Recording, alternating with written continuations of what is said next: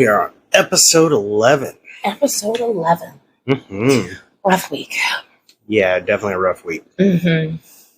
So, after we got the whole relay situation with the truck figured out, come Monday morning, I go to leave the house for work and the truck won't start. mm-hmm. So we had it towed up to the dealership just to get them to look at it, and it took them, 2 days to even look at the truck? Mm-hmm. Yeah. But when they looked at it, they told me that the starter is going out. Like, it hasn't completely quit yet, but it has gone out, or is going out. Uh-huh. Well, they want, almost... $800. Yeah. They want about $800 to do it. And I'm like, if I had the time, I could do it myself. It's only 4 bolts. But don't have the time. So Cassie knows of another place in town that was going to do it, or will do it for us. And it was $500 cheaper. yeah. So, and my frustration is with it, I went to go get the truck, or see if I could get the truck, because I had to pay for the diagnostics at RAM. And this is the weirdest thing, man. This is why I don't believe it's the starter. So when we have a push to start, so when you push the button, it goes click. Doesn't even try to start, nothing. But I popped the hood, pulled the fuse box open, and found the relay that went bad last time. I put my finger on it, and the truck started. Mm-hmm. And I explained this to the people we were taking it to get worked on this Monday. And I was explaining to him what was going on. The guy goes, yeah, it may be like a starter beginning to fail. That doesn't sound quite right. And I was like, I know. Let me show you what I'm doing. So they got it into the shop so that if it wouldn't start, we didn't have to fight with it. And literally put my foot on the brake, hit the button, and it goes click. And he's like, is it the relay with the big red X on it? And I was like, yep, that's the relay. And he puts his finger on the relay and the truck starts, and he goes, yeah, that's weird. So we're going to see how that turns out. Yeah. Oh, man. And then come the car, I'm kind of confused. Okay. So we got a message and from the insurance company, and they said that, more or less what the message sounded like was that they were totaling the car. And then I got an email that they couldn't validate or estimate how much the damage was. So they needed to reach out to me again. And I've never gotten a phone call, so I had to call them and leave a voicemail. So waiting on that update. Ugh. Yeah, they haven't even come to physically look at it in person, which is odd to me, but okay. Yeah, they had me send pictures of it, and then randomly, Wednesday afternoon, I got a text message. Hey, do you know the mileage of the car? It's about 180,000. Yeah. So I don't know. We'll see how that goes. Like I said, been a rough week. Yes, very much so. And I'm going through some possible changes at work that I'm not excited about, but not changes that are disciplinary changes. They're changes because I'm a good staff. So yeah, she's really good at her job, and they're moving her to a different location to basically train whip them into shape. Yeah. Oh man. Oh. Speaking of work, do you want to give them the other unfortunate update this week? Oh, I brought another cat home. Yeah, she did. Yes, I did. There was this cat that kept showing up at my work and trying to get in the house. It had a flea collar on it, and it was really super friendly. And I see it every summer at the house, and it's always pregnant. And I posted pictures of it on Facebook last summer and asked around about it, and I found out that it was an indoor-outdoor cat to someone, but they haven't got it fixed, and it's had 7 litters. And I was like, oh my god, I want to rescue this cat, but feeling bad about taking someone else's cat. And yeah, she did. And we had just gotten 2 kittens at the time, and I was like, it's just probably not the best choice. And then on Tuesday, that cat showed up on the porch and walked right into the house. Yep. And I was like, well, you're staying in the house now until I get off work and I'm taking home. Yeah. And to tell you how that phone call went, I got all the praises in the world of how lovey-dovey I am and this, that, and the other. And, I brought a cat home. Yeah. Her name is Medusa. I was about to say, tell them who named the cat. Well, you and I picked out like a list of names, and then I asked Annie which one she liked, and she picked Medusa. Mm-hmm. And I was like, we'll call her Maddie. And Annie was like, and I'm gonna call her Medusa. Okay. Yeah, so obviously you've heard about, if you've listened to the other episodes, right? You heard about Lucifer and Lilith, and we have kind of a thing going there. So we were looking at mythological beings, or the names, mm-hmm. and we kind of came down to like, it was like Nyx, Medusa, and Delphine. Yeah, were the last names that we had picked out. So, yep, got another cat roaming around the house. Yay me! Well, she's locked in our bedroom for a couple of weeks until she gets acclimated to the house. Yeah, she called and asked me, like, should she just let her roam the house and get them interacting with the other cats, or leave her in the closet? And I was like, no. Leave her in the closet, because she's an indoor-outdoor cat. The first chance she gets, she's going to escape, and you're going to have a territorial fight, which has kind of begun, but not in the way you would expect. So they're doing okay. Yeah, the 2 cats that we have, they're intrigued by her. They're intrigued, but they keep their space, and they just kind of like, okay, she's here.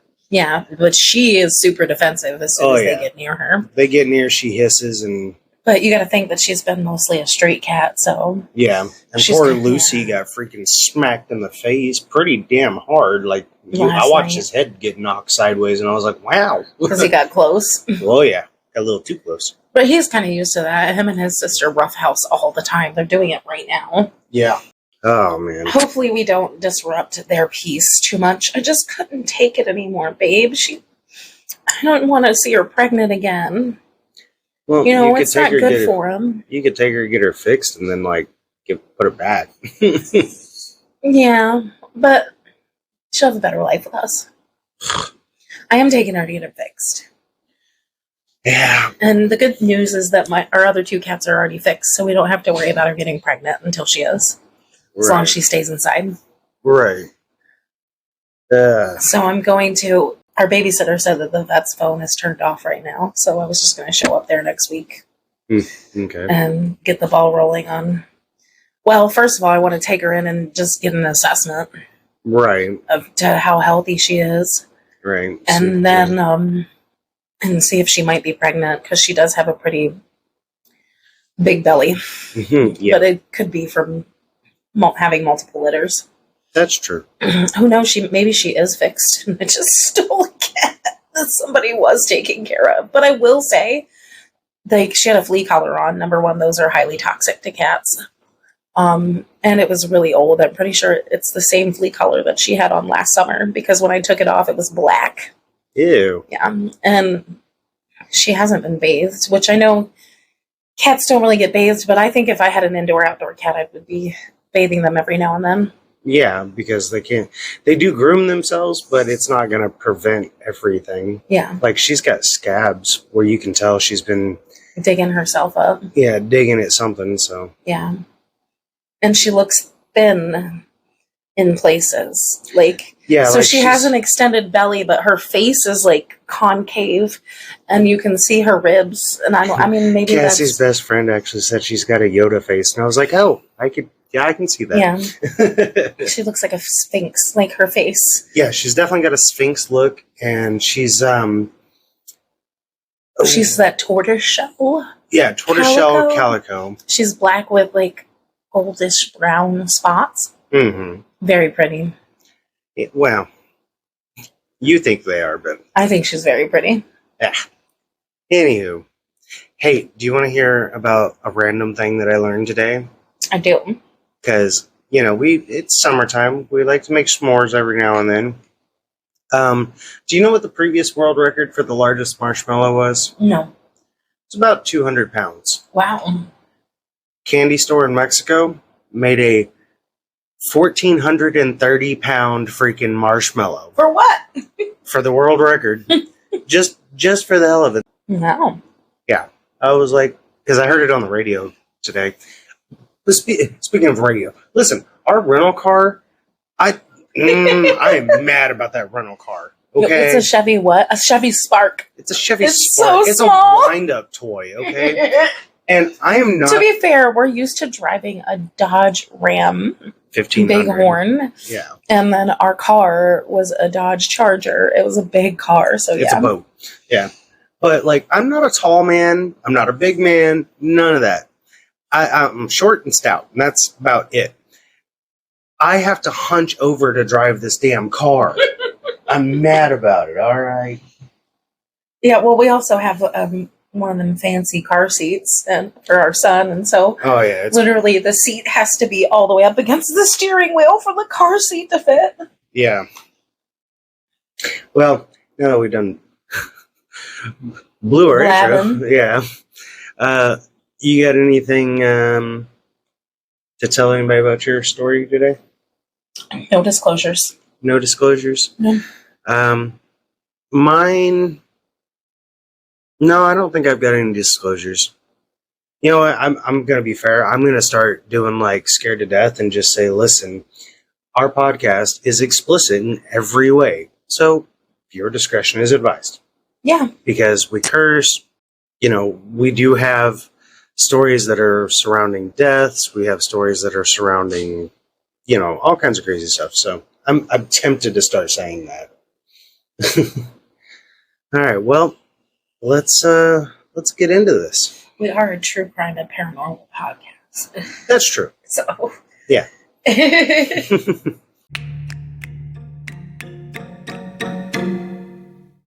So what do you have for us this week, baby? Notorious Nellie Tipton Notorious. Meunch.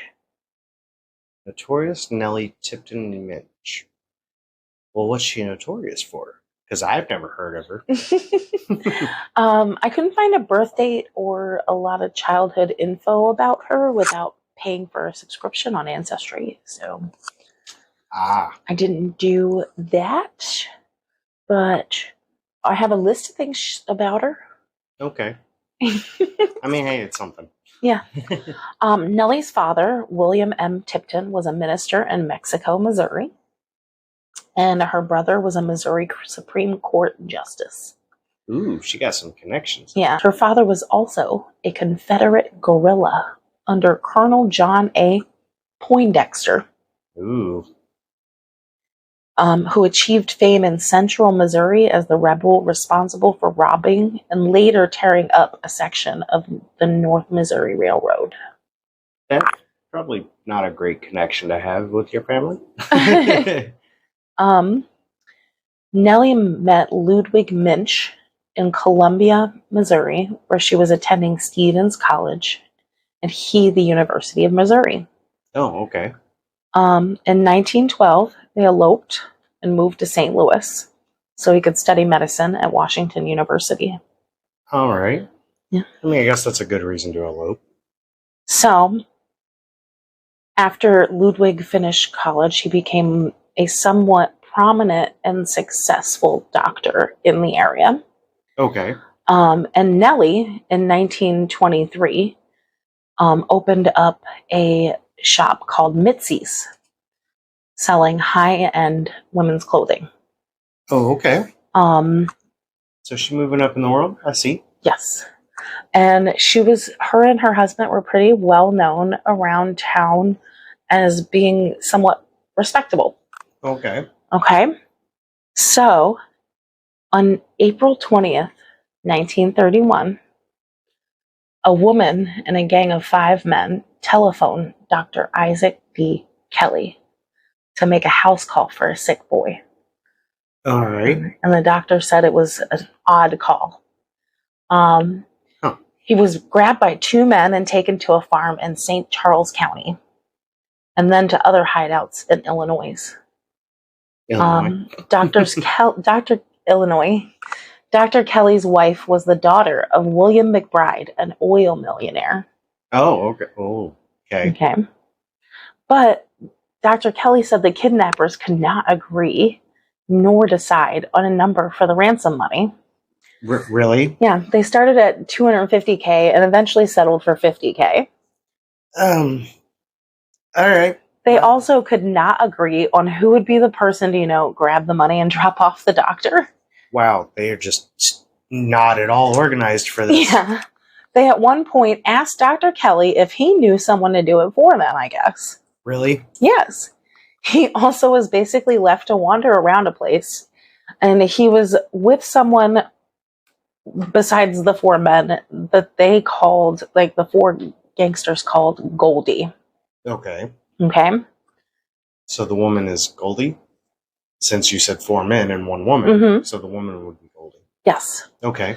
They did, however, after a week, turn him over to a Post-Dispatch, which is like a newspaper there, to a reporter for the Post-Dispatch on a rural road. It was like a very strange exchange. The whole thing's strange. Yes, I didn't write the whole exchange down because it would have been very long-winded, and you told me you had a long story. Oh yes. So if you want to look it up, I do have a reference for a website that I will tell you guys at the end of the story. But his family claimed that they never paid a ransom, but others say they did.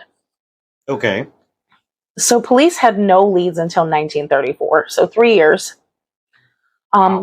When a bar owner comes to the Post-Dispatch, there's one of those words, to peddle the story, he claimed that the ringleader for this kidnapping was none other than Red-Headed Nellie. She had been nicknamed Goldie because she was so greedy. Oh, okay.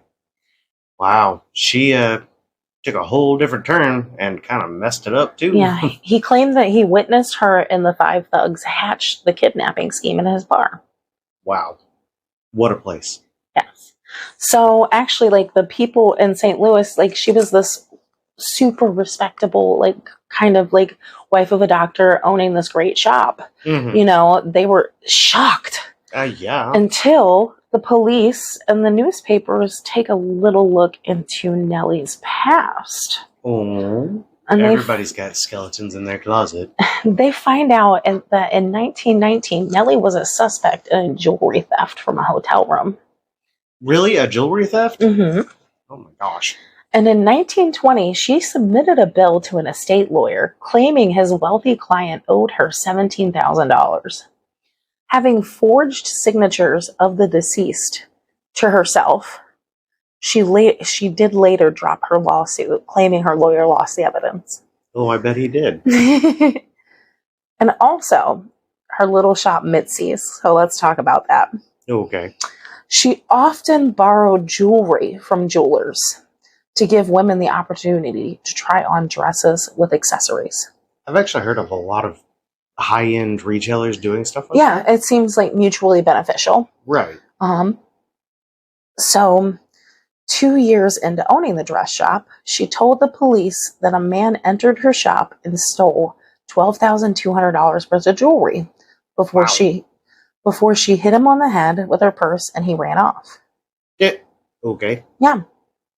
Police apprehended the man based on her description. The man claimed he had never seen Nellie before, nor had he been in that store. I mean, would you admit to it? Right. But the police did end up releasing him, and the jewelry was never recovered. Oh. And by 1928, the police and the press were surprised to find that Mitzi's was actually going under, and Nellie had filed for bankruptcy, claiming net debts of $77,000. Damn. In 1930s money, too. Yeah, whoa, that's a lot. Hold on a minute. She had blamed her debt on the lenders, possibly. A loan shark. possibly a loan shark, Right. since it was the 1920s or 30s. She claimed they lied about rates and charged excessive interest. No, I bet they did. Mm-hmm. She claimed she had been charged 46% interest on a $10,000 loan. Holy gee. Okay, that's a lot in any time. At the end of the bankruptcy, her creditors ended up getting 15 cents on the dollar. Wow. That's still a lot of money, though. I mean, it is, but wow. Anyway, so that's the history that people were shocked to find about Nellie. Yeah, especially being like, quote, high class. Mm-hmm. Jeez. Also, at the time of her arrest in 1934, Nellie had been having an affair with Dr. Marsh Pitzman, an associate of her husband's. Wow. This woman's just all over the place. Mm-hmm. One of the first suspects charged, who owned the St. Charles farm to which Dr. Kelly was first taken, turned state's evidence, and he was subsequently killed by machine gun fire. Oh, okay. Yeah, that's all I could find about it. So I'm not sure who killed him by machine gun fire, but that's what happened. Snitches get stitches, or machine gun fire, I guess. In May of 1935, 5 months prior to her trial, Nellie announced that she was pregnant. Am I pregnant? Sorry. Nellie announced that she was pregnant after being childless for 23 years of marriage and being 43 years old. Oh, how convenient. The trial got a change of venue to Nellie's hometown of Mexico, Missouri. Right. Wait, hold on a sec. How old did you say she was when she was pregnant? 43. I mean, it's not unheard of, but kind of back then. Yeah. Very high risk pregnancy. Oh, yeah. The trial got a change of venue to Nellie's hometown of Mexico. Also convenient. Where her brother, a Supreme Court justice, and her really well-known dad are from. Yeah. Really convenient. Yeah. Nellie had her trial in October 1935, where she boasted about her miracle child, a gift from God. Oh, I bet she did. What's funny is my mom had me when she was 40, and that's what she always says, that I'm her miracle child. But the jury deliberated for 5 hours and found her not guilty for kidnapping. Wow. Shortly after her trial, she returned home to St. Louis, and Anna Ware announced that the baby was hers. Uh-oh. She had come to St. Louis to have the baby and give it up for adoption. She had given the baby to an attorney who had told her the baby would go to a nice family in Tennessee. Oh, yeah, I could see where there'd be complications there. Anna knew from trial coverage that the baby was hers, even though Nellie had dyed the baby's hair dark red to look like her hair. Whoa, wait, why'd she... Whoa. Yeah, that's messed up. Mm-hmm. Mm-hmm. The Post-Dispatch reported that the child of another unwed mother from Minnesota had been transferred to Meunch's home first, but it died of disease. Wow. Yes. And then get this. Attorney Rush Limbaugh Sr. Oh, like Rush Limbaugh? Yeah, the grandfather of the talk show host. Oh, okay. Was then brought in as special commissioner and eventually returned the baby to Anna Ware. Well, that's good. I mean, I guess. She was going to put it up for adoption anyway. The next trial, the charge of taking a child without consent, was held April 1936. Oh, okay. In Cahokia, Missouri? Don't ask me. First, the judge declared a mistrial due to attempted bribery of a jury. Oh, Jesus. Juror. Nellie, you bitch. Yeah. Then, during testimony in the second trial attempt, Nellie was caught in a lie. Surprise. Yeah, go figure. She said that Dr. Ralph Williams had been her attending physician, but Williams had been dead for 14 years. I mean, there's some miracle workers out there, but... That's quite a lie. Yeah. Meanwhile, remember her lover, Dr. Pitzman? Mm-hmm. Nellie had extorted $16,000 from him, convincing him the baby was his. Wow. Uh-huh. And he was paying her to keep quiet. Yeah. Gee, wow. She attempted to extort extort him for $200K. In 1930s money, man. Yes. Wow. You're talking fucking millions, yes. That's crazy. She did end up going to trial for extorting Dr. Pitzman as well. Oh, okay. And in her confession and the post-it, and her husband also was charged for stealing the baby and extorting. I was gonna ask, was like he aware of any of this, or I couldn't find anything that like said that he was, like, from his perspective, but in her confession in the Post-Dispatch, Nellie claimed her husband was innocent. Oh. Nellie was found guilty and got 10 years at Alderson, and Ludwig, her husband, was given 8 years in prison at Leavenworth. Damn. Which, you know, is a rough prison if you know your history. Ludwig divorced Nellie while she was still in prison. Rightfully so. And Nellie moved to Kansas City after her release, and that's it after her, really. Jeez. So she went all over the map, or all over the, she went all over the map on freaking crimes and high class, and it just seems like it was all kind of status and money fueled type things. And convenience in the matter to get out of a charge. Because I think something about, like, it's different now, obviously, but I think back in the 1920s and 30s and 40s even, that if a woman was pregnant, like, she was acquitted of, or forced to hold off on the trial until she was done. Yeah, maybe acquitted out of sympathy. Yeah. Yeah. Women were acquitted oftentimes out of sympathy in general. But I found all of my information, well, most of it for this story from MünchFamilyAssociation.com, and any other article I read tagged that website. So it's Muench. Yeah. It's spelled like Meunch, but it's pronounced Meunch.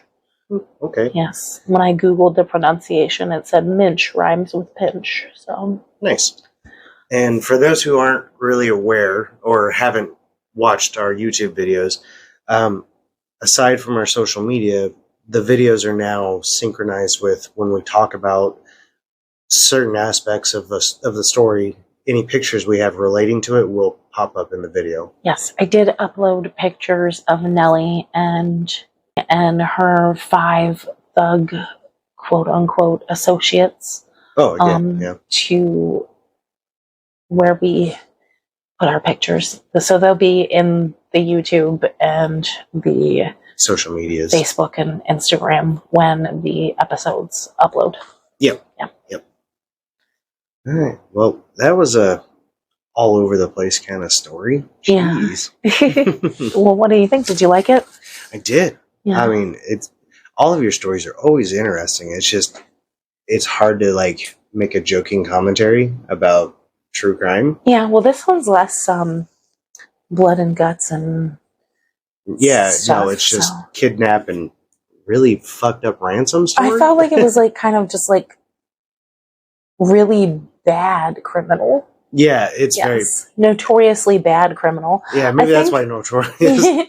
I think the reason she is called Notorious Nellie in the she's called Notorious Nellie in the magazines is one, or in the newspapers, is to sell newspapers. Oh, yeah. And 2, because she was considered like a St. Louis socialite. And, maybe, okay. Maybe that would be why. How far the whatever have fallen. Yeah. You know? Yeah. How far the great have fallen. Yes. Yeah. Or something like that. I don't remember that quote.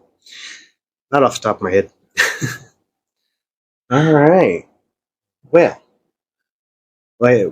you did say it. It was short because I have a long one, and I appreciate it. Mm-hmm.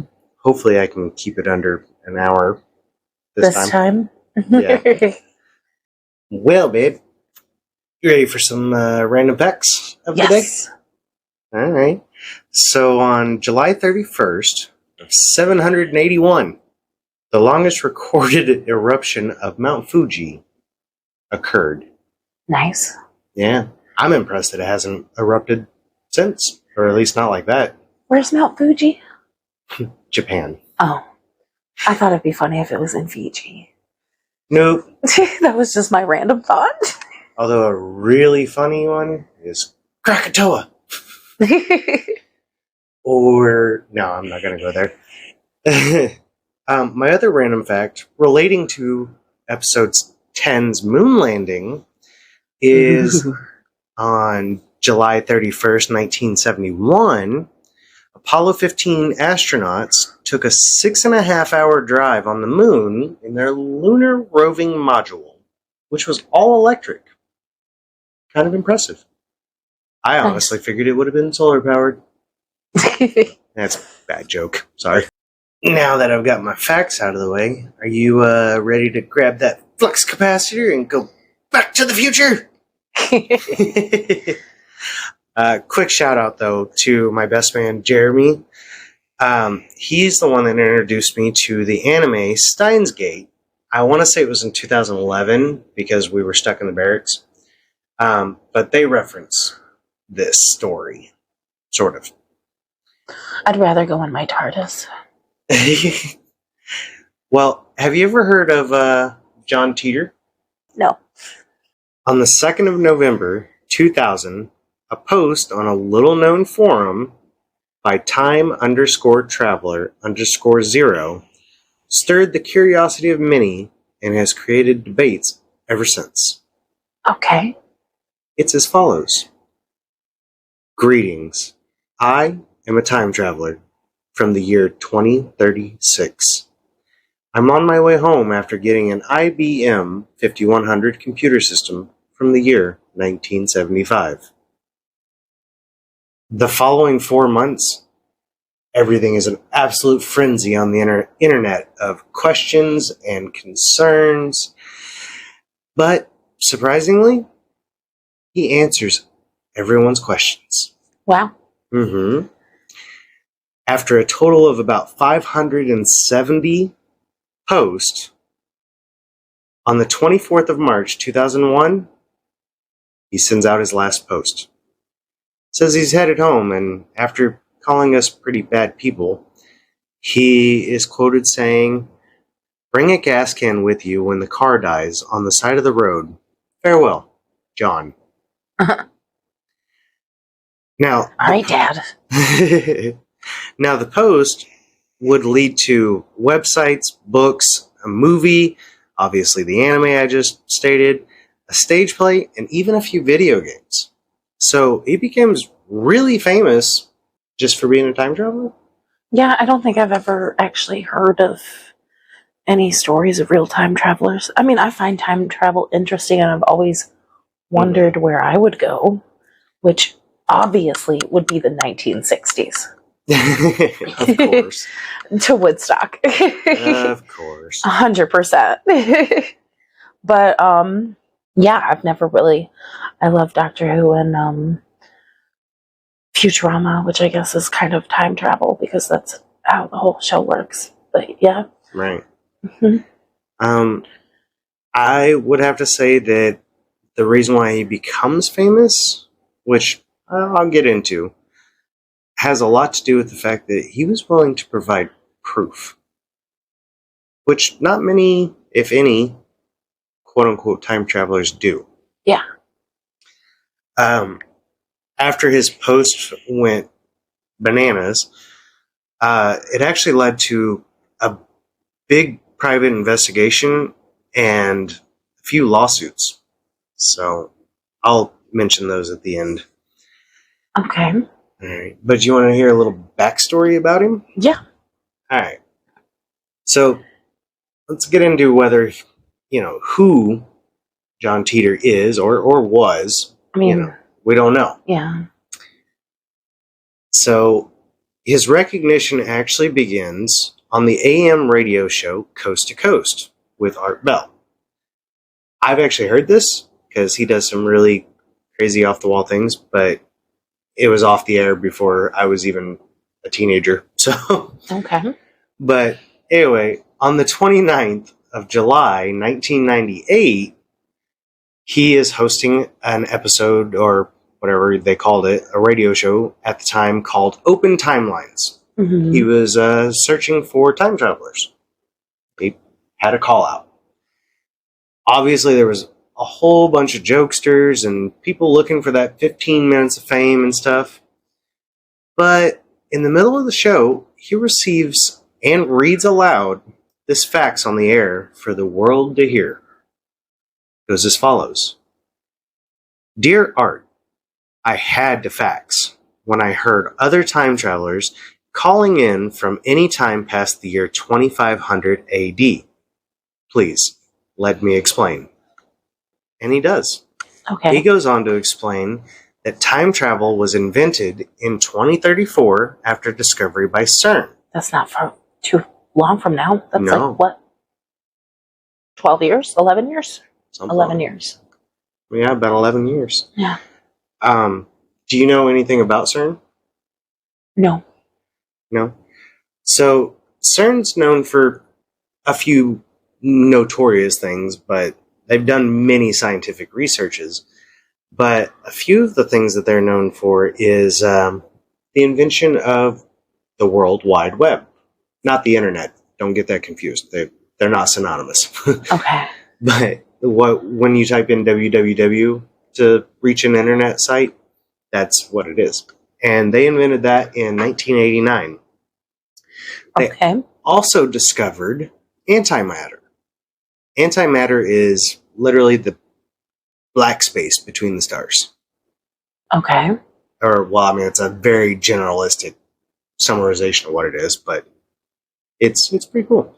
They also have that large hadron collider, which there's some conspiracy theories about that thing in its own right. Okay. Now, according to Titor, you can go backwards and forwards in time. Uh-huh. However, once you turn off the time machine, you've started a new timeline. And Okay. thanks to Marvel, I don't have to explain what a timeline is. Just think multiverse. Wibbly wobbly, timey-wimey. Yeah. Stuff. Yeah. Okay, Doctor Who. I don't know. I like to think that maybe time is probably like a tree. A tree? Yeah, like, so you have, like, every person has, like, their main timeline, and depending on decisions that they make, there's so many branches. That's a good way to put it. Yeah, I mean, it Titor- also references back to, like, our veins are like a tree, and, or, yeah, you know? Mhm. Well, Titor actually explains it a little different than that. And I'm glad you brought it up, because he explains it as a cone. Think of your origin point as the tip of the cone, okay? And the further you go, forward or backwards, it doesn't matter, the variant of your timeline gets significantly greater. So, like, you go 2 seconds in the past, hardly anything's going to change, Right. if anything. But you go 200 years in the past, you could wind up on a whole different timeline. Mm-hmm. So, going forward, Titor references a timeline or the multiverse as world lines, just in case you hear me say that, because he says it a lot. Now, he says when traveling into the future, the reason why he had an issue with people calling in past the year 2500 AD is because in their program that he's in, no one can travel past the year 2564. It's like they hit a brick wall. Just everything comes to a stop. And they don't know why. They don't even know what causes it. Yeah. What year? 2564.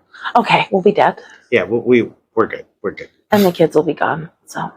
Yeah. Our great grandkids might be around, but in his second fax, though, he states that due to his attachment to this world line, he wanted to stick around and help, which is nice of him, I guess. Mm-hmm. He says that he would even provide proof of his time machine. However, Art Bell never heard from him again, which is unfortunate. But Then he shows up in that chat room. yep, he's in that chat room. 2 years later, he's on the message board, ironically called the Time Traveler Institute. His first post describes why he came back in time, which was that computer, the IBM 5100. He tells us about his time machine, which he calls a stationary mass temporal displacement unit manufactured by, get this, General Electric. I can kind of see that. That makes sense. Yeah. He goes into a lot of how it works, but It was either that or Samsung. Samsung makes me happy. Or Apple. Yeah, I'm not going there. You know they're all working on it. Oh, probably. But he does go into a full explanation of how it all works and stuff like that. And it's a lot of sciencey stuff that I don't really want to talk about or discuss, because it could be a really long episode. But he did bring up one particular topic that I find fascinating because I know about it, which is the Tipler sinusoid, which is not how I know it, but it's similar. Okay, it sounds like something for the sinuses. It's not. But we'll get there in a sec. Just give me a sec. Because he said he was willing to show proof. He also said he was willing to post pictures. Okay. Which no time traveler has ever been willing to show pictures of their time machine. Yeah. Again, I don't know of any well-known time travelers, so. No, there's one on TikTok right now that claims that he went to, I don't know what year, but he's got a picture of LA underwater and stuff like that. Wow. Yeah, although it looks really well photoshopped, I'm just saying. Okay. Obviously, there was many skeptics, and everyone had questions. But, who wouldn't be skeptical of this? You claim to be a time traveler. Okay, well, it's not a thing yet, so. But he describes this theory by Frank Tipler, which, like I said, it's a real theory. It's a real concept. It's called the Tipler cylinder. Okay. It's a hypothetical scenario from 1974 that if the mass of several neutron stars were to spin near the speed of light, they would be able to warp space and time. Okay. Allowing for the possibility of time travel. And you knew about that? I did. I'm You're just nerdy. revealing how much of a nerd you are. I have a whole book that could make it way worse. But, even I've questioned at this point, well, what did time travel have to do with that computer? Why do you need a computer from 1975? Yes, please enlighten us on the computer need. Right. Well, turns out that IBM 5100 is needed to debug the legacy computer programs in the year 2036 because Unix has a problem in 2038. Okay. Turns out this is a legit thing. Like, nowadays, it's a real thing. Okay, but he's already solved that problem for us, so. Hopefully. If you remember Y2K scare? Yes. You remember what it was about? Yes. The computers, like, when it would change to 2000, it would set the computers to 0 and make them crash, something like that? Because certain computers and hardware and stuff like that measured time in 2 digits. So, like, 1999 was 99, but when it switched to 2000, it was 00. Yeah. Like I said. There's actually a case of because of this computer glitch, there was a baby born on January 1st, 2000 that was in the computer system as being 100 years old. Wow. Yeah, fun. Okay. Or he was just reincarnated. Right? I mean, hey, we never know. Now, the Unix system has a very similar issue, and it will be in 2038 when it has this problem. Okay. Unix, instead of measuring in 2-digit codes for time and date and all that stuff, it measures in seconds since it was booted up. Okay. essentially 1 minute is 60, 1 hour is 3,600, and so on and so forth. Uh-huh. When this episode drops, the timestamp in Unix will be 1,690,776,000. Currently, the highest Unix can actually measure is about 2.1 billion. Why does the computer have a limit in which it can measure? I don't understand. It has a lot to do with like storage space. Okay. So like, have you ever ran into the situation where your computer says, hey, you're running low on memory. Yeah. You need to delete files or whatever. Yes. That's because your system runs on 32-bit. Or some systems have gotten better, but it's usually a bit system. Uh-huh. Okay? Now, Unix is a 32-bit system. And what that translates to, essentially, is that currently the last date that it can measure to is Tuesday, the 19th of January, 2038. Okay. All right? Day before our son's birthday. Yeah. Now, if they were to upgrade the system to a 64-bit, so twice the size, the last date would approximately be the year 292 billion. And some change. So things would have already resetted by then. They would be starting over and back to year one and things. Yeah, I mean, like, I'm pretty sure the world will come to an end before we'd run out of time stamps. You know, honestly, all this makes me think of that episode of Doctor Who. I know you haven't watched a lot of it, but one of the first episodes when they brought Doctor Who back with the new Doctor was the end of Earth. Mm-hmm. Basically, they were watching from a spaceship Earth implode into itself and become a star or whatever. But anyway, there was it was really bright and you couldn't look out the window when it happened and shit. Yeah. Anyway, they had the last human alive from Earth, and she was just a stretched out piece of skin with a face. Ew. Yeah. Oh yeah, it was fucking, and she'd be like, moisturize me, and they had to spray lotion or baby oil or something on her. Okay. Well, I'm going to tell you, there's this thing in here a little further on. We can't go on a whole big side rant because we'll be here for hours if we do. Oh God, I know. So, again, what does this IBM 5100 have to do with the system and changing anything, right? Turns out it actually can debug the Unix system. Okay. So there was special programming that was hidden from the public in these computers, which made another big, whoa moment because John Titor knew about this programming and the general public didn't. Mm-hmm. So, kind of amazing. Quick side note, though. NASA was actually buying up old computers on eBay because they needed a chip. For anyone that's curious, that chip was called an Intel 8086.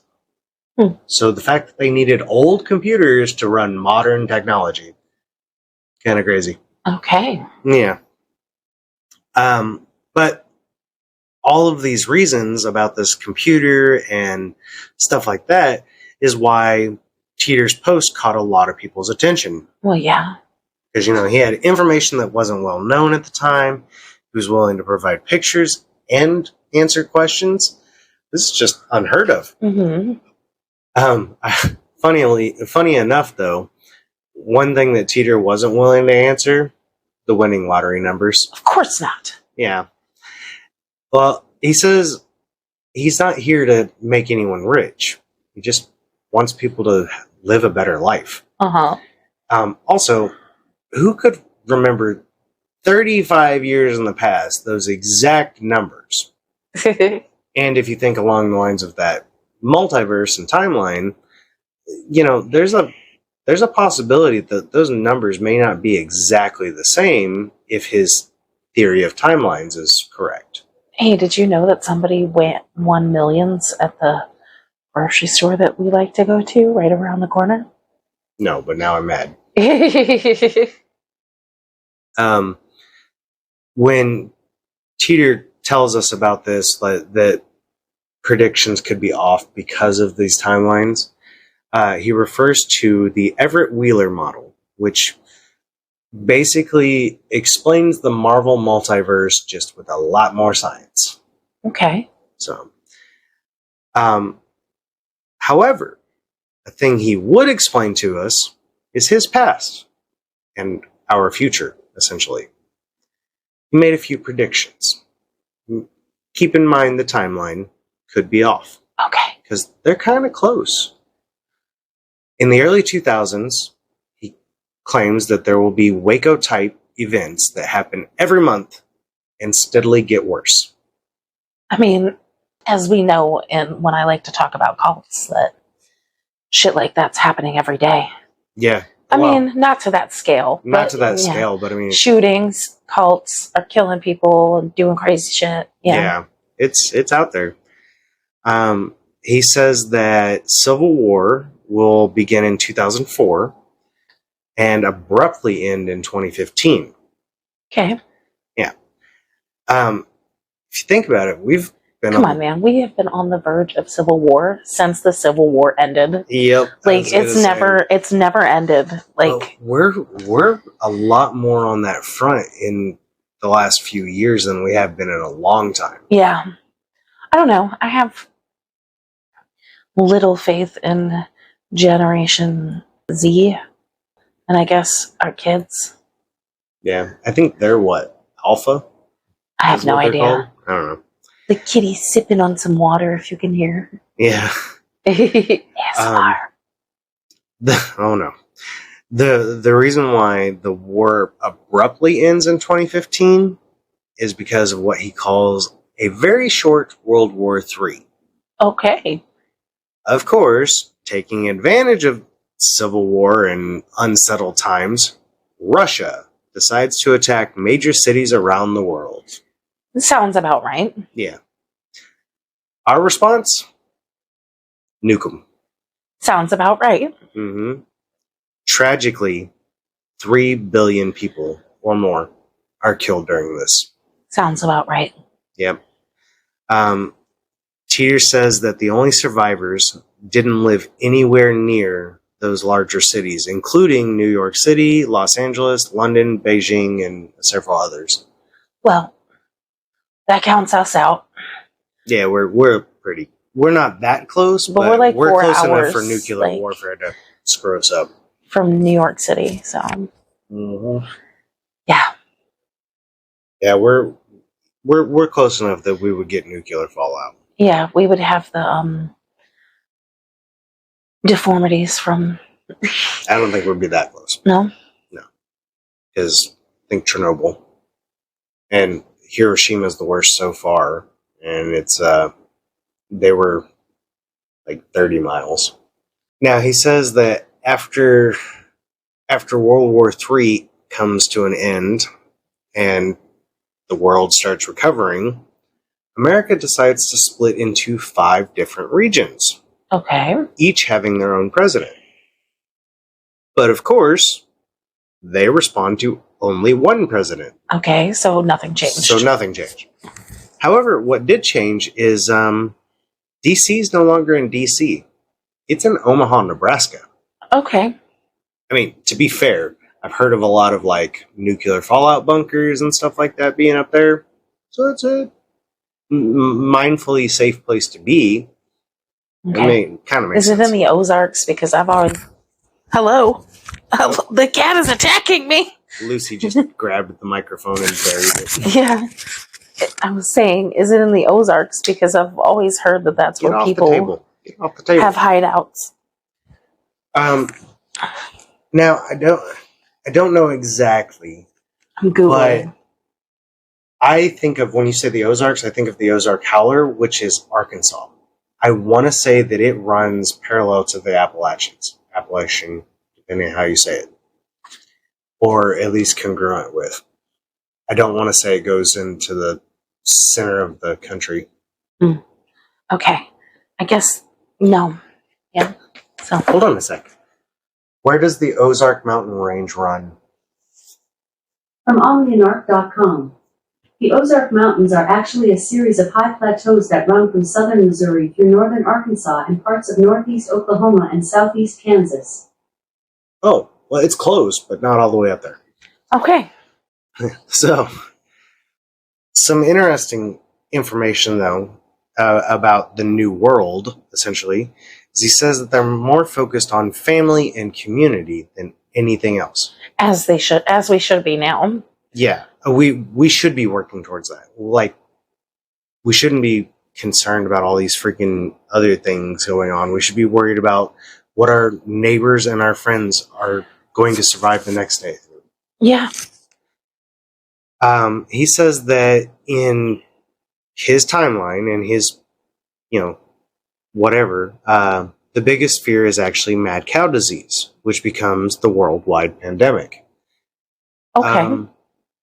But in the early 2000s, we did have mad cow disease. Oh, I know. You could go on a rant about your dad. Yes, my dad. We didn't have fucking burgers. We weren't allowed to have fucking McDonald's, for like 2 fucking years. It was horrible. Oh, man. No Taco Bell, nothing with beef. Ah. We weren't even allowed to have milk for a little while. Fucking sucked. Right. Now, if you think about like timeline shifts and stuff like that, I kind of want to point out it may not have been mad cow disease that's become the worldwide pandemic, but we do have COVID.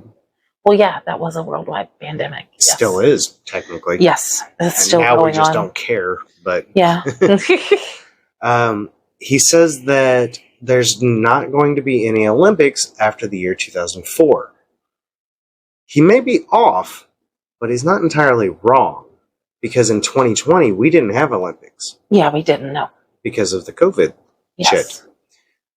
And currently, I haven't heard anything about the 2024 Olympics. I've heard stuff about the Olympics, but I don't fucking know. I don't know.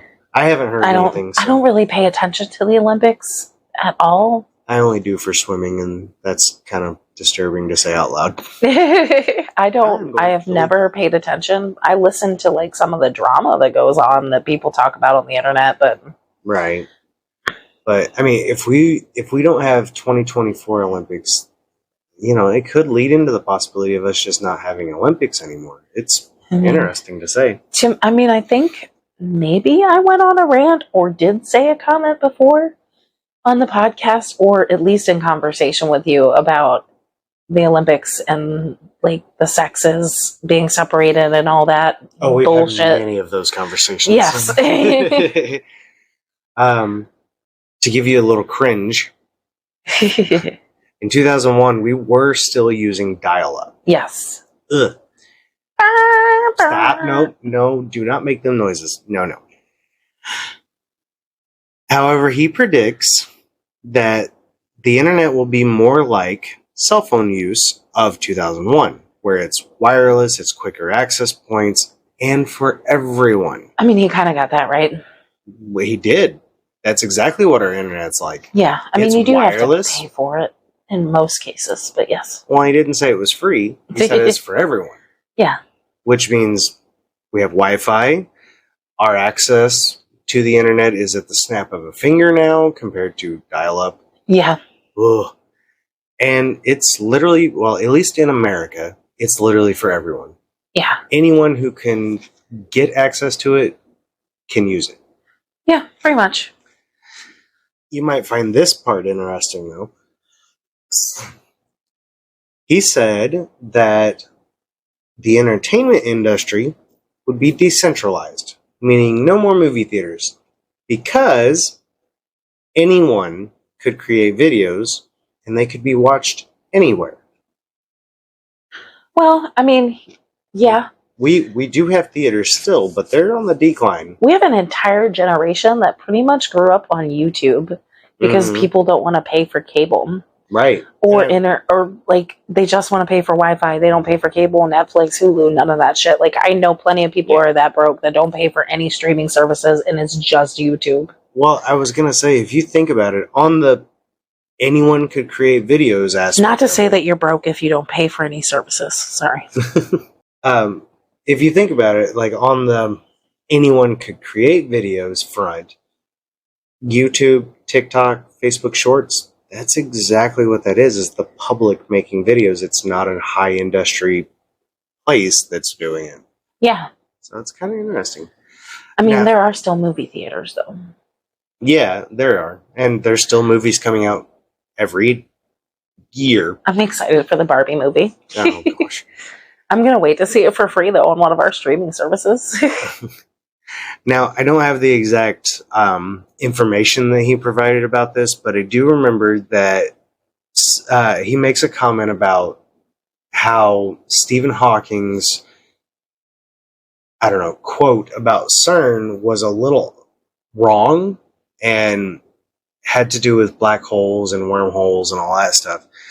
Turns out that even though Stephen Hawking never refers to John Titor, he goes to later on recant his statement and corrects it to the point of Titor being correct. So, interesting, at least. Yeah. You want to hear about his time machine, though? Yes. He posted pictures of this unit, Which he calls the C204 Time Displacement Unit. you said was made by GE. Yep, made by GE. And he posted his user manual, which has never been done before. Okay. Yeah. Like the inside of it or just the cover? No, every single page is posted. Wow. Yeah. He explains in full detail how it works, which super sciencey, and I don't have a whole lot of time to talk about it. But he does discuss what are the theories behind it and how to manipulate time. Those are real theories today that were not in 2001 or 2000. Okay. So it gets more interesting as we go. He also explains that with his unit, the C204, because of how it works and how different timelines can be the further out you go, the furthest that their machines go is 60 years. Forward or backward? Forward or backward. At all. At all. So, like, you can go 60 years at a time and then go 60 years back. Okay, so think 2000. You can go to 1940 or you can go to 2060. Okay, and then you can go back. Yeah, and then you go back. Yes. He explains how it works, which is essentially if you think of hopping in a car, you put the car in park and time travels around you and you wind up exactly where you are, just years in the future or years in the past. Okay. All right. He says that it essentially works at traveling at 10 years per hour. Hell of a speed. Okay. Yeah. He does make a little joke about time travel, though. He says, sorry, meeting Jesus wasn't possible because there was a very high chance of landing on a timeline where Jesus just never was born. Okay. Okay.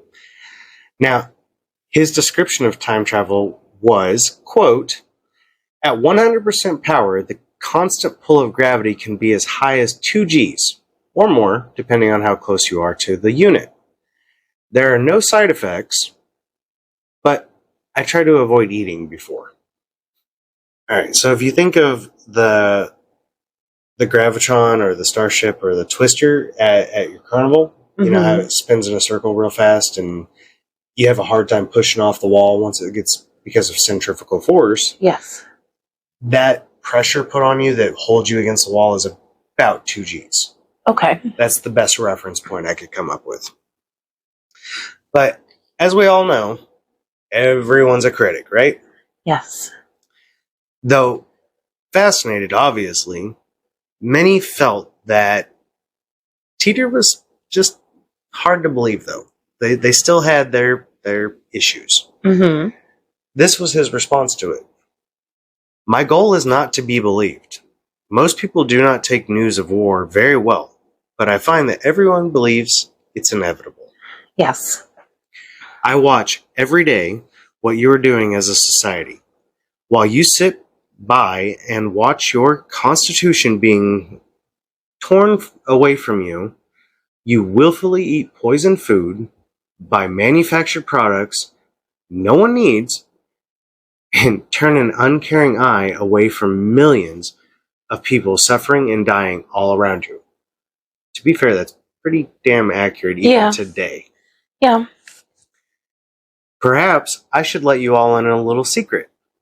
No one likes you in the future. Fair. This time period is looked at as being full of lazy, self-centered, civically ignorant sheep. Fair. But, I mean, I don't consider myself to be a sheep. I do work for, like, it's a nonprofit, so I guess not really a business, but, like, I quit working retail because I wanted to do something that made a difference, and I feel like what I do makes a difference, and that's why I continue to do it, even though I'm underpaid. I don't think that's what he meant by sheep. I know. Sheep is more like the business types, or what? Just because we let the government control everything. What we're told. I don't believe what I'm told about everything. Right. That yeah, I agree. I don't believe everything that's on the news. I don't believe everything that's told to me every day. No, I think I was raised not to, honestly, the way things have been going. Yeah, especially with your parents being in the age of don't trust the government. I mean, 100%. And especially being on the hippie side of it. I mean, too, to tell you, I'm not going to go into detail because my dad is still alive, and if he ever hears this, he would probably get mad. But I watched my dad get arrested because he had a smart-ass attitude with cops. Okay? Yeah, been there, done that. And that was like my first. There may have been other interactions with police because, they visit preschool and stuff. Mm-hmm. But that's the first memory I have that I remember of police. So, that's ingrained in my memory to, not trust police. Titor says, after calling us sheep, says that perhaps you should be less concerned about me and more concerned about that. Fair. Then on the 24th of March 2001, John Titor leaves us with his final message and some words of advice before disappearing forever. Okay. Mm-hmm. Quote, in the last few days, I have found your choice of topics quite interesting, and from an objective viewpoint, I think it collectively answers one of your own questions. If time travel is real, where are all the time travelers? In the past, I have stated that, quite frankly, you all scare the hell out of me. That makes sense. Yeah. And I'm sure that other temporal drivers, which I think is what they call themselves, would feel the same. Okay. But now I have an expanded explanation. A while ago, I related an experience I had with my parents while driving down a highway. Every now and then, we would pass someone who was in obvious distress with their vehicle. I was amazed that so many people could pass them by without stopping to help. Their explanation was fear. The risk of helping someone was too great, and with today's technology, they probably had a cell phone anyway. If they didn't, the walk to the gas station would be good for them and teach them a lesson on running out of gas. Okay. This is why time travelers do not show themselves. In trying to help you, we put ourselves at great risk. And there's really no point to it. I already know you won't pay any attention or believe me because we've already been through it on this world line. Besides, I think the walk to the gas station will do you some good. Don't forget the gas can. Right. Now, his advice to us, though, ride a bike 10 miles a week. Make sure you get 2 spare tires. Nobody's got time for that.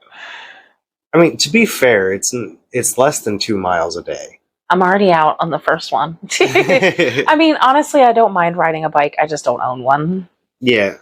And we live on a really shitty street for riding a bike. We do.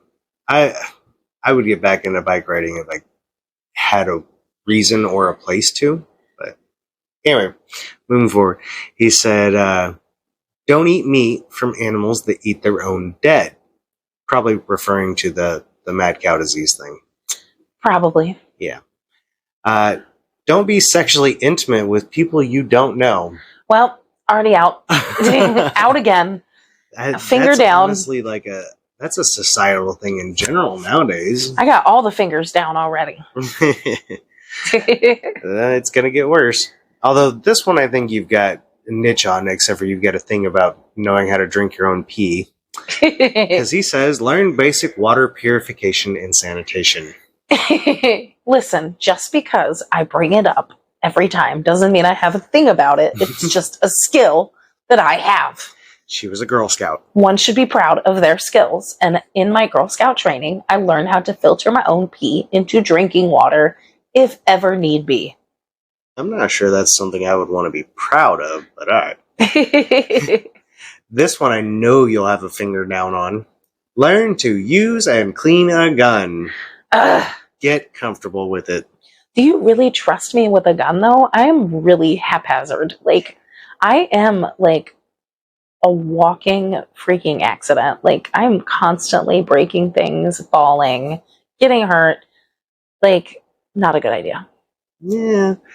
I mean, I feel like if you were trained... I end up like that guy that shot himself in the stomach. Oh, yeah, okay, I'll give you that. That's a very valid point. But he does say, speaking of that, he says, get a good first aid kit and learn to use it. And if I get harassed about my first aid kit one more time, I'm just going to point out John Titor. I have a big first aid kit in our house.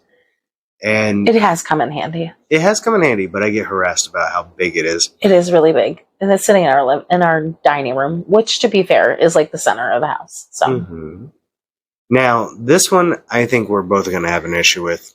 He says, find 5 people within 100 miles that you would trust with your life and stay in constant contact with them. Yep, don't have that. Yeah, I definitely don't. I mean, no. My best friend's traveling roughly 18 hours to come to our wedding, and my other really close friend is, I think, like a 12-hour drive from here. Yeah, no, I'm screwed on that front. I got my mom and Amanda, like, so. And I wouldn't trust your mom with my life. Sorry. I mean, I would trust her to like take a bullet for me. For you, but not to save you. No. And you know what? On that front, I wouldn't trust Amanda either, because she's pointed out several times that she will be at the wedding, but I may not be. Oh, and she would need like 19 bug out bags to make it. Oh my God. Oh yeah. No, that could be a whole episode on its own right. He says, get a copy of the U.S. Constitution and read it. Learn it. It has to do with your rights and how they're being taken away, and you just don't know it. Check. Yep. I mean, they did that search and seizure thing, or the search. Isn't it something to do with being within 100 miles of the border that they can search your car without a warrant? Yeah. I'm not sure how legitimate it is. I haven't heard anything since it was made public, but there was that thing about your Article 4 being revoked if you lived within so many miles of the coastline. So, yeah, and I'm sure we are within that range. We're not? No, absolutely not. Wow, I mean, we're pretty close to Canada. It's still a 3.5-hour drive to Canada. So, you ready to get a little temperamental about this one, though? Sure. His other advice was to eat less. Oh. Gonna have to stop getting high. Okay, we're Americans. Gonna have to stop smoking weed then. I don't have that problem. He says, here's your bug out bag reference. Consider what you would bring with you if you had just 10 minutes to evacuate and couldn't come back. I mean, well, besides you and the kids and the cats, it would be... Fuck the cats. Yeah, fuck you. The cats. We just rescued one. Jesus Christ. You're dumb. The pictures. Yeah. The irreplaceable ones. The ones that aren't already scanned into the computer. Mm-hmm. Me, I think I'm more of like a... Well... And my meds. I've been called a prepper forever because I get non-perishable items that stockpile in case something happens. I definitely would want as much of my medication as I could get because I have asthma and allergies and a lot of a hiatal hernia and a lot of other shit wrong with me. I'm fucking old and I need my meds. Also, I'm fucking crazy, so. Oh boy. But honestly, I don't think my anxiety meds would help if it was the end of the fucking world and need a fucking Xanax. So, after hearing all that, do you believe he was real, or do you think he's a hoax? I don't know. Tell me more about, like, did they actually find anything about who he really is?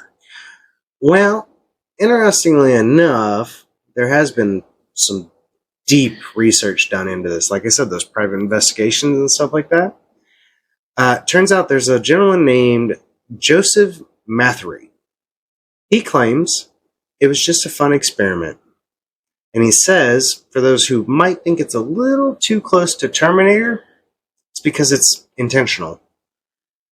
Okay. And when asked about, why he would go through with this and what makes us think that he's the one behind it, he says, believe me or not, I don't care. Well, I mean, it kind of sounds like John Titor's attitude. Yeah, a little bit, yeah. And So, who is he anyway? So I don't have like all the information on Joseph Mathery. I just have a couple reference points, but I do know that he either worked on or was a major part of the Terminator series. Okay. And that's his reference to Terminator. And just off a standard profile, you wouldn't think the guy would have a whole lot of that knowledge about science and the IBM computer and stuff like that. Turns out the dude's like a science whiz in his pastime. Okay. Yeah. The other one that people point out a lot, it's kind of interesting because there's a Florida-based entertainment attorney named Larry Harbor. Okay. Who claims that he's representing John Titor and his family. When was John Titor supposed to be born? Titor says he was born in 1998 in the Florida area. Okay. Mm-hmm. And he says he lives there currently after, all the World War shit and all that good stuff. So, it's interesting. But now when they're questioned... Florida wasn't included in the nukes? I'm surprised. Oh, I'm sure they were. He just lived far enough away. Like Miami or something. Yeah, but wouldn't the end of Florida fall off like California? We could only hope. Sorry, I'm kidding. That was just a joke. It's just a joke. We hope. Anyway. I lived in Florida for 8 years, okay? It is not. I mean, some people love it there. The beaches are great. But, I mean, I lived in Jacksonville, and the beaches there are disgusting at the same time, so. I feel like when it comes to Florida, I've heard the same reference. It's a retirement. Yeah, I considered it hell. Yeah. It was hot and humid and horrible. Yep. I do have great friends there. I've been to Florida a couple times now, and I didn't like it then either. The interesting thing about Larry Harbor is that for all the sciencey stuff, his brothers have a major IT background, and they're high up in the food chain, so to speak. And this YouTuber named Hoax Hunter, he's a firm believer in this. He spent like years going through their research to go over this and find out if they were the ones behind it or not. And he's pretty firm on it. So okay, I don't know. But you wanna hear some fun facts that I got though, real quick about time travel? Mm-hmm. Okay. Did you know that Edgar Allan Poe has been claimed as a time traveler, or has been called a time traveler? I did not. Yeah, that's fucking awesome. 3 different references actually. Okay. So in his only completed novel, The Narrative of Arthur Gordon Pym, it's a case of cannibalism to survive. Okay. And it was like a story that he wrote? Yeah, it's the only actual novel that Edgar Allan Poe ever wrote. Uh-huh. the case is basically like there's a stranded people on a shipwreck, and all the crew and stowaway that they find start drawing straws to see who's going to be sacrificed for cannibalism. Okay. Turns out 46 years later, in 1884, this situation actually happened. Wow. And the person that was sacrificed in the book, Richard Parker. Person sacrificed in real life, Richard Parker. Wow. Right. Then in The Businessman, written in 1880 or 1840, it's, I don't remember exactly how it goes, but basically it's a situation of, because Edgar Allan Poe was really big into how like the mind works under diseased or damaged situations. Okay. He talks about like a guy who was impaled in his head, and his frontal lobe is messed up really bad. Ugh. Well, turns out in the case in 1848 of Phineas Gage, this guy falls on a railroad spike. Oh. He goes right through his eye, detaches his frontal lobe. Oh. And the symptoms were so precise of this frontal lobe injury that the physician, or just general doctor, Eric Altshuler, wrote, "It's so exact that it's just weird. It's like he had a time machine," referring to Edgar Allan Poe. And the symptoms that he noted? Yeah. Wow. How accurate they were. For this have never been a case before. It's crazy. Or Edgar Allan Poe was just a murderer. Yeah. There's some theories behind that one, too. Now, another reference point of Edgar Allan Poe being a time traveler is his story, Eureka. Eureka! Yep. In this, Edgar Allan essentially predicts the origins of the universe before science did. Wow. Yep. And that's proven? Mm-hmm. In an article, Darkness at Night, in 1987, Edward Harrison credits Eureka to anticipating his own findings. Wow. Yeah, and this is years before. Like the Big Bang? Mm-hmm. Okay. Yeah. Because he talks about... I'm going to have to read these to find out exactly how they work. But... Okay, so who discovered the Big Bang? It's a whole bunch of scientists together, but this... Okay, I this thought guy, it was the one dude. The evolution dude. Darwin? Yeah. No, he just discovered evolution. He didn't even discover that. He's just claimed for the Darwinism, which is the strong survive, weak don't. Yeah, my dad used to have this bumper sticker that was like the Jesus fish, but it had feet and it said Darwin. Mm-hmm. Yeah, because there's a whole struggle between religion and evolution. Well, my dad always, that is what he taught me, was the Big Bang Theory, and then followed up with evolution. Did you know there's actually a picture that can prove where the origins of the universe happened?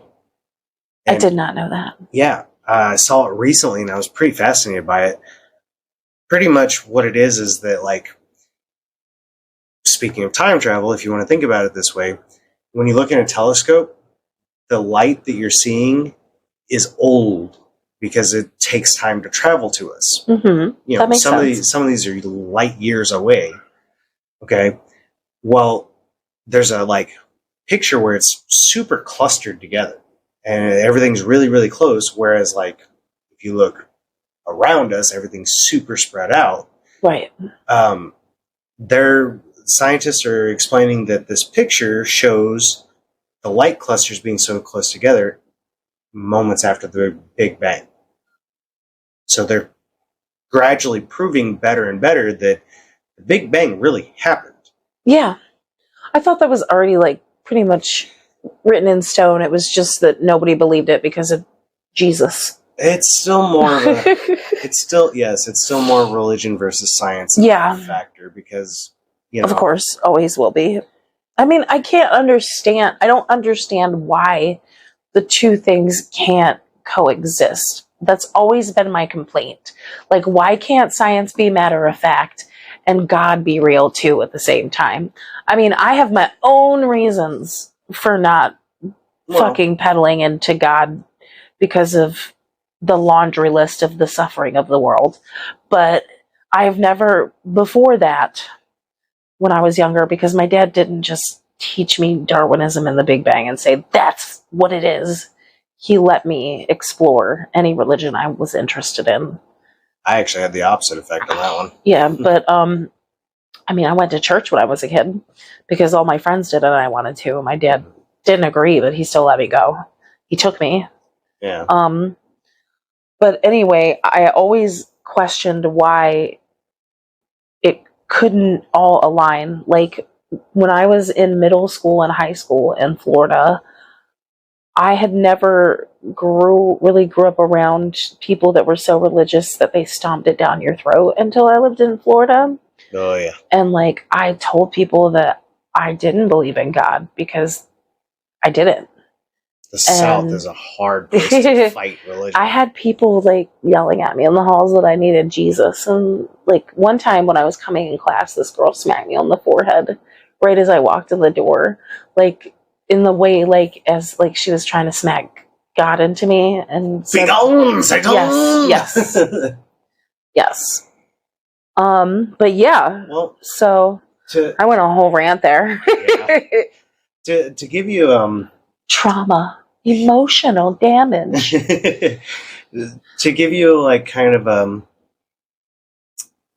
a scientist versus scientist side of that'll give you an idea of why they can't coexist, essentially. Think about theories in science that haven't been proven yet, but there is a possibility. They call that pseudoscience. And all pseudoscience is my favorite quote of all time. Magic is just science that hasn't been explained by science. Okay. So, think gravity. Before some really brainiac dude figured out what gravity is, people just thought we stuck to the stuck to the world.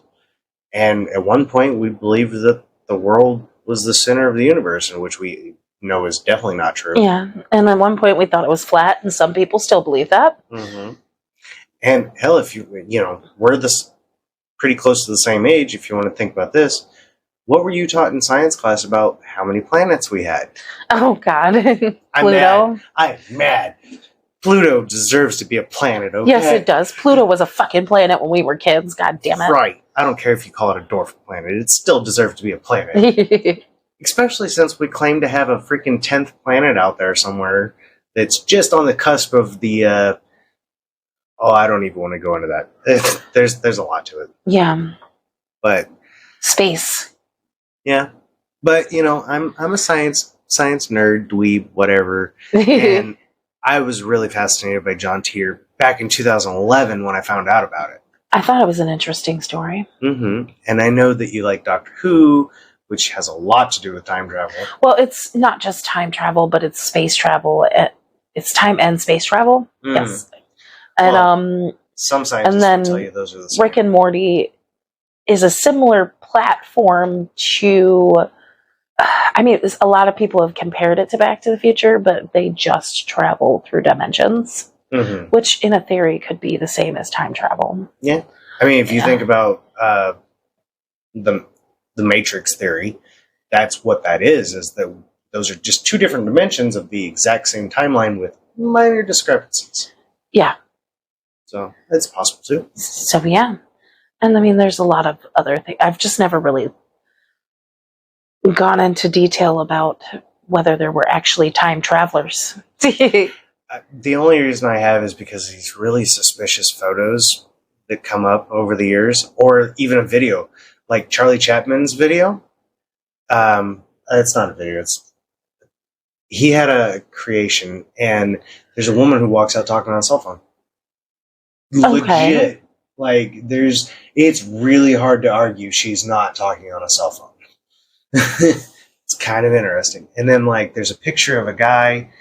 Turns out there's a strong possibility it could have been somebody from that time doing that thing. But there's a lot of people that point out some hard to believe facts about it. It's a guy standing in like 1930s, 1940s crowd of people, and they call him the time traveling hipster because he's wearing shades that have the side panels on them, which didn't seem to be a thing. He's wearing a band t-shirt. He's wearing your favorite sweatshirt ever, that what I call the freaking dopers hoodie. Oh, the little, like, the rug sweater. The rug type thing. Yes. But it turns out, like, why that is actually a true possibility. Yes, he was significantly taller than everybody else, which is kind of weird.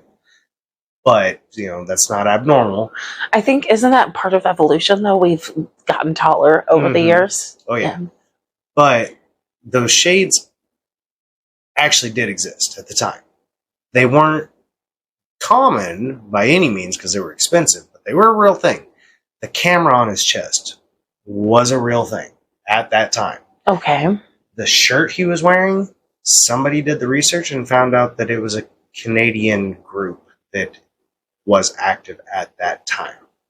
Okay. And the cardigan-like jacket that he's wearing, it was definitely a thing. So there's a chance he was just a highfalutin person who decided to have his own personality. His own style. Yeah. Okay. Yeah. So that was John Titor then. Mm-hmm. That was John Titor and his time travel. And we would definitely like to hear your opinion on it. So, like, if you want to tell us your opinions, you could always email us at tatwmay1@gmail.com. tatwmay1@gmail.com. Or you could hit us up on Facebook or TikTok or Instagram. Yeah, I don't do the Instagram at all. So. But we have those. Okay. We just don't do Twitter. Oh, and YouTube.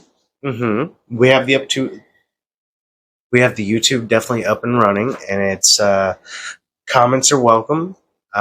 Even negative ones. I'm gonna learn how to have some tough hide over that one. But yeah. All right. You forgot the word of the day, Stewart. Hey, we should go back in time and try it again.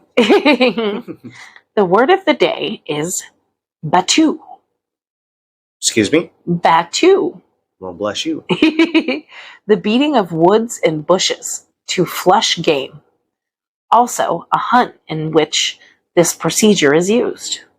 Fun fact, did you know that's where the term beat around the bush came from? That makes sense. Mm-hmm. Soon after we began the batu, the rabbits emerged from the wood and hopped into the open field. Yeah. Did you know?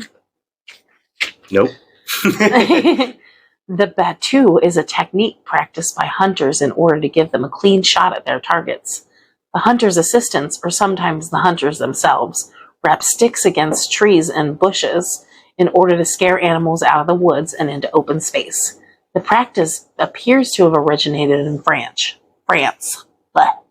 which is probably why the word batu, which debuted in English in the early 19th century, derives from the feminine past participle of the French verb battre, meaning to beat.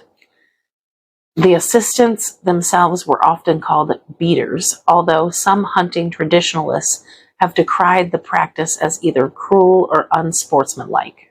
Yeah. The batu survives today, as does the word for it. Well, I didn't know there was a word for it, but I remember doing something similar when I was a kid with my dad. Because, we called it pushing the front. Because you'd basically be posted in either your hunting stand or on the ground or something like that. And you'd have whoever you went hunting with start, making noise off in the distance and pushing game towards you, which in our case was usually white-tailed deer or rabbits or whatever. Okay. Nothing. We never went big game hunting. We hunted for food. So Okay. we weren't. I was always taught that. Like my dad was firm on that. You don't hunt for game. You hunt for food. So that's my ethics on that one. My dad shot a bunny and cried, and that was the end of his hunting career. Wow. Yes, that's what he told me. He never liked guns, so. Well, I guess we'll see you next week, guys. Hopefully, if we don't have any more technical failures. Yeah. Bye. Bye.